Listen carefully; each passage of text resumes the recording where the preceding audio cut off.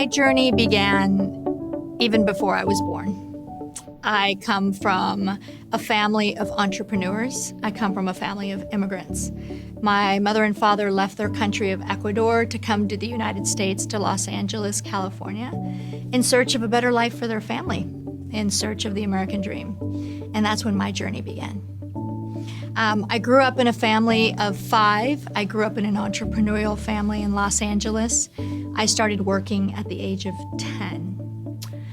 And in my father's travel agency and place of business. And throughout my childhood, my parents really focused on several things: faith, family, hard work, entrepreneurship. And my journey in technology began when I was 15 years old. I saw a Sabre computer, and it was a dumb terminal. I remember it took manual processes, and we had this computer. And so it was then that my journey in IT began, because it made me curious. And this is why I think it's so important to be curious in life. And it's so important to get awareness and to give awareness to our young next generation, Latinos and Latinas, of what is possible. So I had the opportunity to leave Los Angeles and go to school in Texas. After graduating from college, I started my career in information technology in New York City. I have never been to New York before. I had only been there once for the interview, but I knew that I needed to leave home to find opportunity. I knew that I needed to leave home to find opportunity when I went to college too. So there's a string there of courageousness, of leaving my comfortable place and going into something new. And that's where my journey begins to unfold. My entire career has been one instance after another, leaving the old Nina and in search of the best version of myself, much like I did to go to school, to start my career. At the ripe age of 25, I started my own business. I had very little experience in corporate America, but entrepreneurship was all I've ever known. Not only were my mother and father entrepreneurs and civic leaders, but around me, my tíos, my tías, my grandmother, mi abuelito, mi abuelita, everybody was an entrepreneur. So you would argue that that's all I ever knew. And like a good entrepreneur, I found the need in the marketplace, and I found it. And that journey that I started 15 years ago, that curiosity of technology, I took a job in high tech in New York City. And so when you overlay my courage, my curiosity, and with my entrepreneurship, I decided to start a business from my living room floor.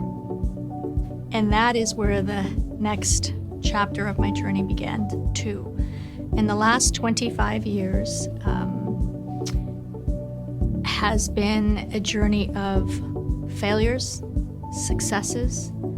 It's been a journey of learning. It's been a journey of reinventing yourself. And I've lost count of all the learnings that I've had through this entire process.